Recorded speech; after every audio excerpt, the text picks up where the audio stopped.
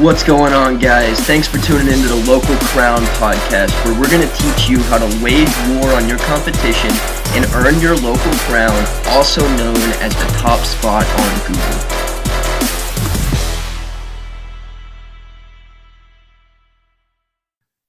Awesome, man. Well, yeah. I actually do. I get a lot of questions about starting and owning a software company. So can we talk a little bit about like what it took for you to get into the industry like that? I know you've been in it for a very long time, but what is a realistic, like, how to get into the software industry and what it takes? It takes a lot of just dedication and persistence, and it's all driven from passion. So two things I always tell people: if you're technical or semi-technical, in my opinion, from my experience, it will be easier for you. If you are not as technical, or it may be more challenging, or you may want to consider getting a technical partner on board, because it's a lot of technical detail, and then if you don't get it in the right people's hands, they can take you for a ride. It will cost you money. Your tool's not reliable. There's so many things that can go wrong. So if you're technical, like I was very heavily involved in the technical side. But I guess from forgetting all the technical stuff, if you really gotta have passion for what you're doing. Like if you're building a software just to make money, it's gonna be really difficult, and you're gonna hit this point where like, man, this is not worth it. It's not worth it for me. Right? But I knew, like, Repurpose and the other tools, I love what I was doing. There was days where I was like, this is so hard, but I know, like, once we get past this hump, it's going to be great, because this tool is offering value, and I'm building something that I would want myself. And I'm like really excited about this industry, the content. So be passionate is what I'm trying to say. Like, build something that you love, that you would use yourself, and you use yourself. That would really help you get past those really hard times. And then the other kind of thing I always tell people is you got to start small. Like, don't go and try to build Facebook first day if you never built a software before, right? We built WordPress plugins and like add-ons for WordPress. That's how we got started. We learned, oh man, you got to build a support team, and you got to get the right developing team, and you got to do some marketing, and there's a lot of pieces in the company that you have to kind of get in place before you start building more. So we built 4 or 5 WordPress plugins, and we still sell. I think 4 of them, 3 of them are for sale still. Before we built our first web kind of SaaS or web-based application, because the software cycle itself, marketing, supporting, is already difficult. If you have to maintain servers and do all that stuff on top of that, especially if you're not technical, you gotta make sure you have the right team to do it with you. Can be difficult. So start small, build something small. And then for me, my personal experience was I built small, and then I kept expanding and growing, but it was still targeting and serving the same audience. So I didn't build like a fitness app, and the next day I was building a Repurpose, and the next day I was building a different kind of app. All our tools are targeted designed to help content creators, whether they were using WordPress, whether they're now using YouTube or Facebook. We always focus on the same customers, and customers will tell you what they want. Like, this tool is great, but I wish it did this. Okay, let's go build that. So having a customer base, like for your first tool, and then when you will eventually either grow the tool or build a second tool, stick in the same space, especially if you love what you're doing and you love that space. Awesome. If you can build an audience one time and then just add other things to sell to that audience, then there's a huge amount of power there. And honestly, I'm a believer that that's definitely what makes millionaires these days, is people's ability to just build an audience and then continue to find complementary things that audience can use and to build the things that they need. Yeah, I remember this funny story. When I built Repurpose, we had the WordPress plugins for 3 or 4 years, and I was like very hands-on. I would go to the conferences and meet, I made a lot of friends in the industry. But then when I launched Repurpose, and I launched it to my existing customers who already had our WordPress tools, and I said, oh, I have a brand new tool. I had someone reply back. He's like, yeah, sign me up. Whatever you're building, I want it. Like, they didn't even know what it was, but you build that reputation and trust with your customers, and they would just they're willing to buy from you again if you give them a good experience and they know you, like you, trust you, all that good stuff. So it really helps. Like if people were like, yeah, Hani's building something cool, I want it, whatever it is. I don't know what it is, but I want it. Right? So it's not like I'm trying to brag or anything, but it's more about building a reputation for yourself with your customers 100%. and sticking in the same niche and doing that. It's really, really helps. The hardest part is launching a software, and I don't get. I used to get excited about launching new stuff. Now I feel like it's a challenge, right? You got a lot of effort. Yep. Now I like launching new features to our existing customer base, and yeah, having an audience, whether it's existing customers or complementary customers, big advantage for sure. Absolutely. I know for a fact if I hear that you're building something else, I'm gonna be one of the first ones on the list. Nice. Yeah, we're like, I got to the point where I feel like Repurpose is a very in a unique place in a sense that it's almost limitless what we could do, because it's not a software that does something. Yes. It's a platform that connects multiple things together, connects YouTube to Zoom to this.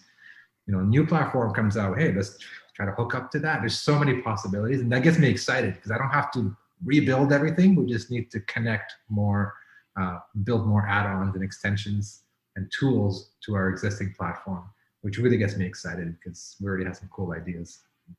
So are you out there actively looking for other platforms and new things to integrate with so that you can keep growing that way? We have a list of a few things already. See, I wish I could integrate with everything, but yeah, not everything has an interface or an API that allows us to integrate to them. So if there's big companies, I reach out to them and say, hey, we'd like, you guys have an integration API, like an interface thing that we can tap into. If they say no, sometimes I say, hey, are you willing to open one up for us? Some of them have opened it up for us, not only for us, like for private, for a small group of people. So yeah, we're active, but at the same time, we're always listening to our users. We just released we made it super easy for users now to request a feature. Like right in the app, there's a little button saying request a new feature. So we want, like, I got crazy ideas, but I'm only one user of our software. Right? We have thousands, tens of thousands of users. So we want users to tell us, hey, what do you want to see next? Do you want a Loom integration? Do you want whatever, tell me what you guys want to integrate and how we can help automate some tasks of your content workflow using Repurpose. So we're always listening. I think that's the best way. Awesome. I'm glad I asked that question, because that's really a very important thing. And too many people I see just neglecting listening to their audience. Like just as an example that comes up on the top of my head, like I know everybody knows ClickFunnels. If they would listen to a few things that the community wants, they would stop losing users. Yeah, I understand both sides, because you get a lot of requests and you're like, either that's technically challenging, like you're going to redesign a lot of your guts possibly, or it's like, well, the other side of it is it's not in their roadmap, like in their vision. And that could be dangerous, because my vision for the software Repurpose was not what it is today. It was focused more for podcasters and stuff. And if I just stuck to my grounds, we wouldn't have all these extra features that we're doing now. That's true. I'm always a believer of, like, you got to have a vision, but you always got to be open to steering a little left and right if your users want you to. And it's easier to do when you're small. Like when we got started, it was much easier. We were like, you want this? Okay, boom, we'll jump on this. And we're jumping on a lot of different things. And now, we do a little more filtering. We say, okay, are enough people asking for this? And does it make sense what we're doing? Like, if people start asking for different things that are not really part of our core business, like it's not video or audio listed, they want graphics. We're like, well, we don't really do graphics. We're focused on audio and video. Maybe in the future, we're going to go towards graphics. So we kind of assess it now more.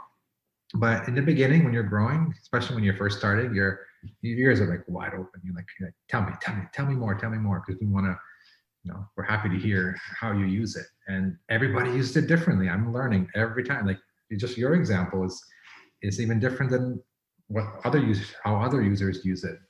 I think it's just the nature of our software. It's designed to be flexible.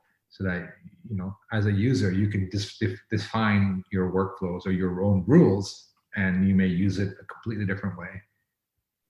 All right. So I have one question, just because I kind of selfishly want to know: are y'all ever gonna add a transcription feature? So I'm always like flip-flopping. Do I add this or not? So like I said, we have the transcription feature is available through Facebook. So like you can take advantage of Facebook's free transcription. A built-in transcription, initially I was in my mind, we weren't really, because the concern is cost.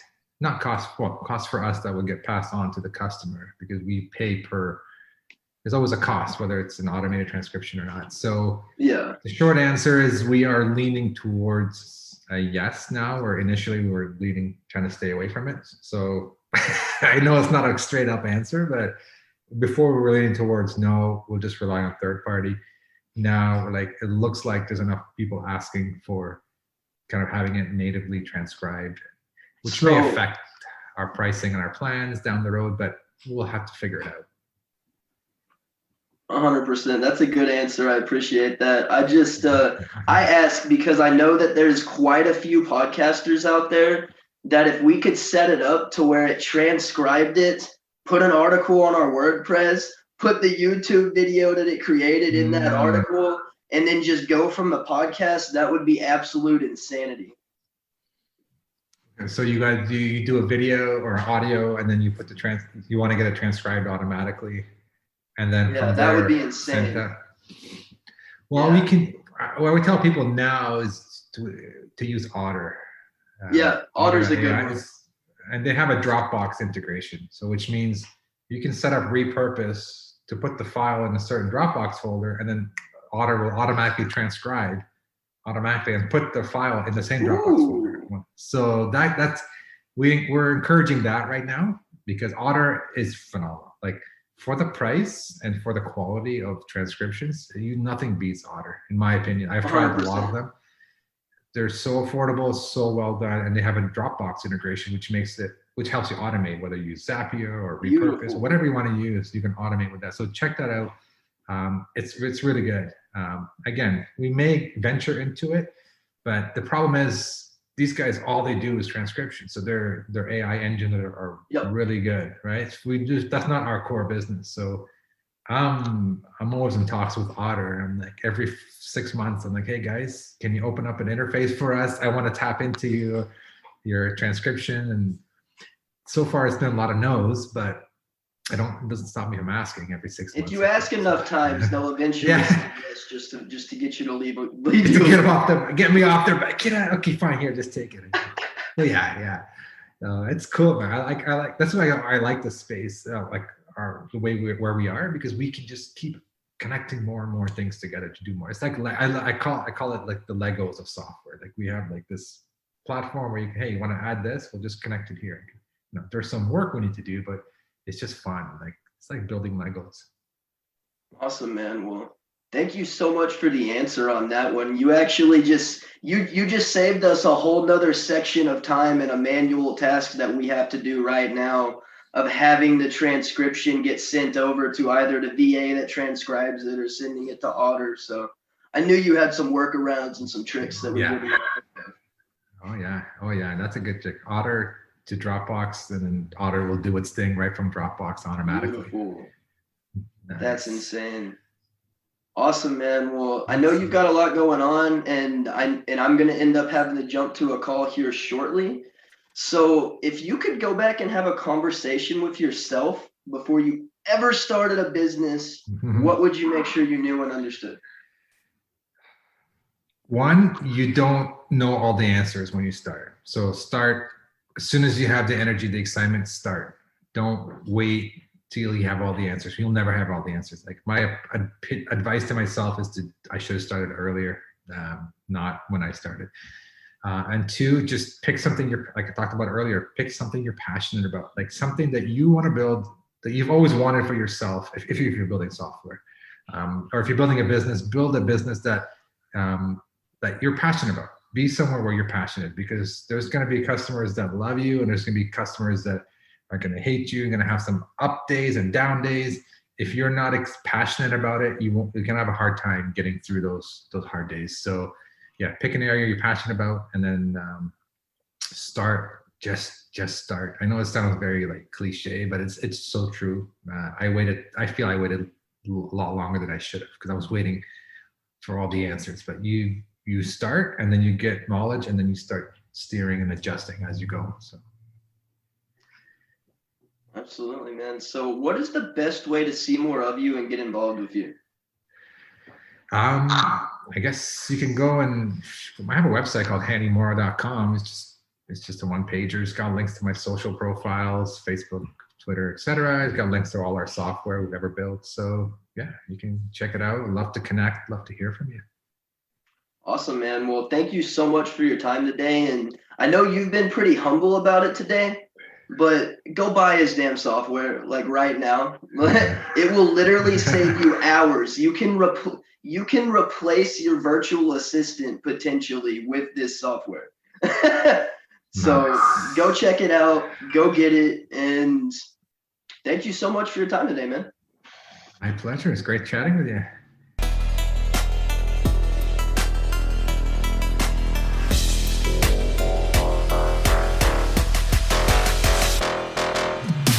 Thanks so much for tuning in. I hope you learned something. If you have questions, email us at info@thelocalcrown.com. And if you want to get featured in our publication, Inside the Empire, alongside John Lee Dumas, the entrepreneur on fire, Jayson Waller, the CEO of Power Home Solar, Sharon Lechter, Dan Caldwell, the man that started Tap Out, and the limitless man himself, Kwik, for free, then head over to thelocalcrown.com/become a contributor.